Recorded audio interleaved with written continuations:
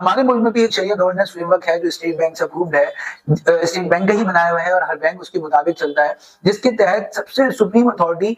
शरिया board होती है। ये शरिया बोर्ड इंतहाई माहिर सीनियर तजुर्बेकार मुफ्तियान इकराम पे मुश्तमिल होता है। और ऐसा नहीं कि कोई भी बैंक अपनी पसंद से किसी भी मुफ्ती को हायर कर ले, बल्कि उसके लिए मतलूबा मेयार, fit and proper criteria State Bank ने आलमी मेयारात को सामने रखते हुए वज़ा किया है और उसमें एक मखसूस काबिलियत और मखसूस तजुर्बा फतवे का और मखसूस सालों का माली मामलात में काम करने का तजुर्बा होने के साथ ही इस बात की इजाजत मिलती है कि आप एक मुफ्ती साहब को अपने शरिया बोर्ड में अपॉइंट कर सकते हैं। तो 3 सीनियर मुफ्तियान इकराम पे मुश्तमिल शरिया बोर्ड होता है, जिसमें 2 नॉन रेजिडेंट होते हैं, यानी जो उनके साथ मुशावरत में शरीक होते हैं, और एक रेजिडेंट होता है, यानी जो फुल टाइम बैंक में बैठता है और डे टू डे ऑपरेशंस और रोजाना के मामलात को देखता है। अब ये शरिया बोर्ड जो है हायर अथॉरिटी है, यानी इनका हर फैसला बैंक के ऊपर बाइंडिंग है, लाजिम है, और इनके पास बैंक के सारे मामला के एक्सेस होता है और ये हर मामला बैंक का इनके पास